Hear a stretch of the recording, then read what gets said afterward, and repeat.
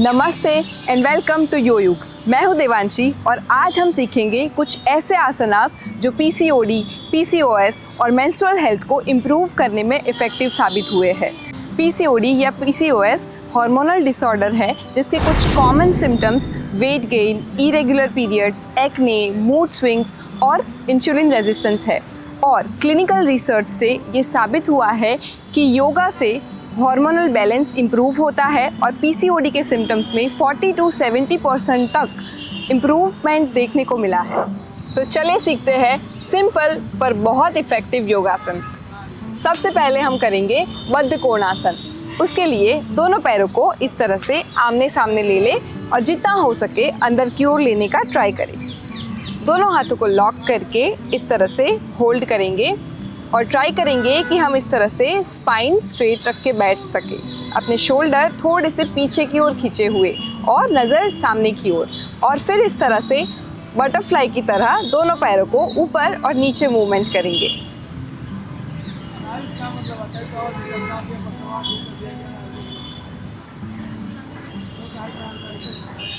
आप इसे रोज़ 50 to 100 times तक प्रैक्टिस कर सकते हैं और ध्यान रखें कि नॉर्मल ब्रीदिंग चालू रखना है।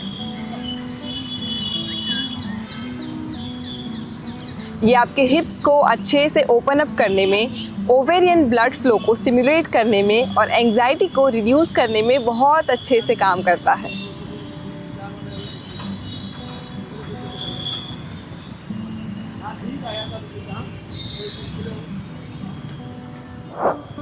दूसरा आसन है जानु शीर्षासन।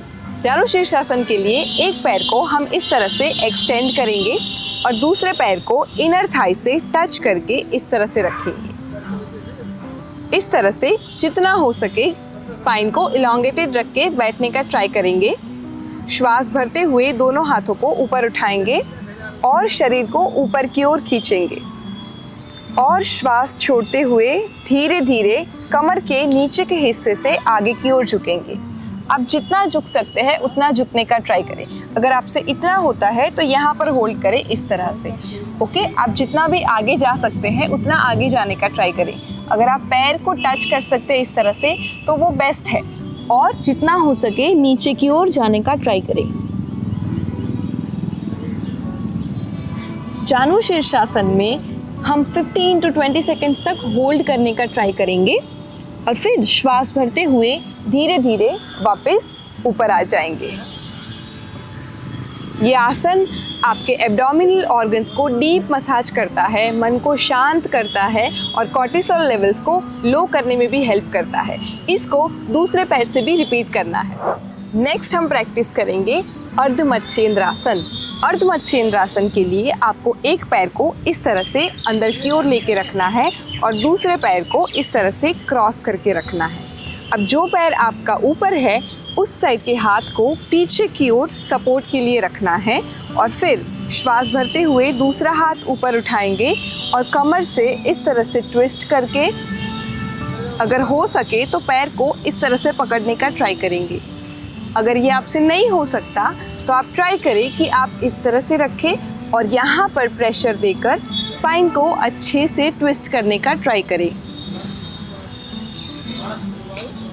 यहाँ पर 15 to 20 सेकेंड्स के लिए होल्ड करें और इसे दूसरी साइड पर रिपीट करें और फिर धीरे धीरे वापस आ जाए।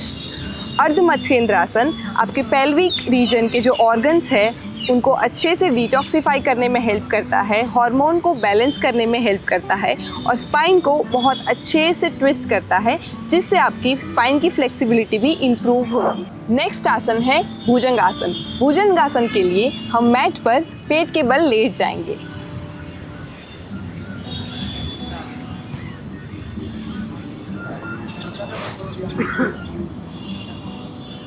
दोनों पैरों को साथ में कर ले और पैरों को उल्टा रखेंगे और दोनों हाथों को इस तरह से चेस्ट के पास रखेंगे।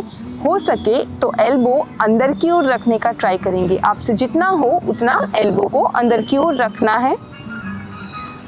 अपनी चिन को नीचे ज़मीन पर टच कर लेंगे। अब धीरे धीरे श्वास भरते हुए पहले चिन और फिर चेस्ट को ऊपर उठाएंगे।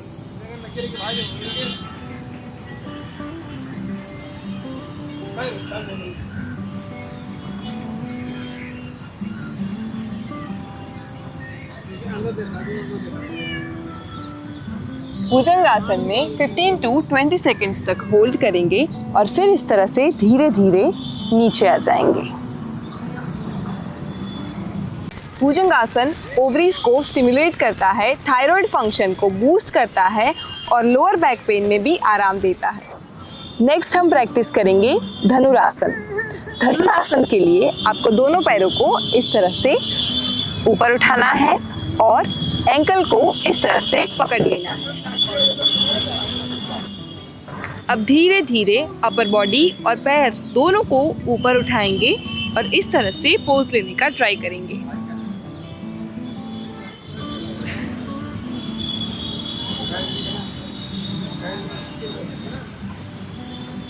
यहाँ पर 15 to 20 सेकेंड्स तक होल्ड करके फिर धीरे धीरे वापस आ जाएंगे।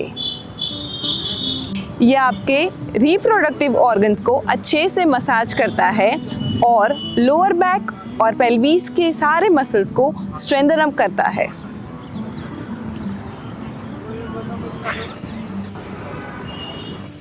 नेक्स्ट हम प्रैक्टिस करेंगे सेतुबंधासन। सेतुबंधासन के लिए इस तरह से पीठ के बल सो जाए, दोनों पैरों को इस तरह से रखेंगे और घुटनों से मोड़ लेंगे।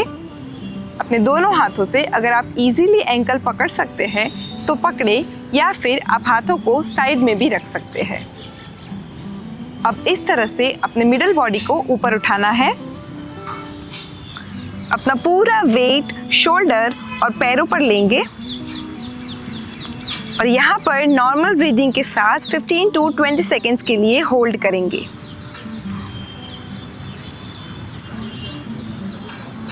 ये आपके रिप्रोडक्टिव हार्मोन्स को बैलेंस करने में बहुत इफ़ेक्टिव है और पीरियड क्रैम्प्स को भी कम करने में हेल्प करता है।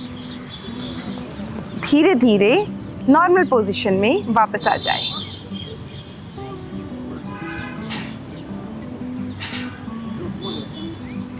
नेक्स्ट हम प्रैक्टिस करेंगे सुप्त बद्ध कोणासन। सुप्त बद्ध कोणासन के लिए दोनों पैरों को इस तरह से आमने सामने रखेंगे और सोल्स को टच करेंगे और फिर दोनों पैरों को इस तरह से साइड में ओपन करेंगे।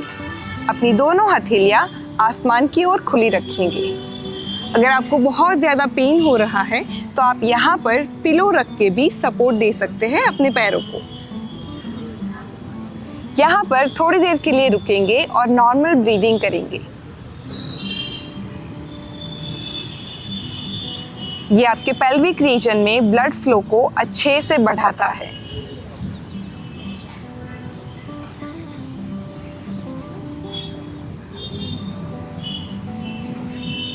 ये मेंस्ट्रुअल क्रैम्प्स में रिलीफ देने में भी 50% तक इफेक्टिव है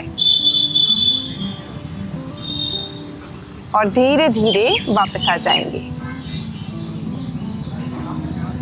इसे प्रैक्टिस करने के बाद शवासन प्रैक्टिस ज़रूर करें।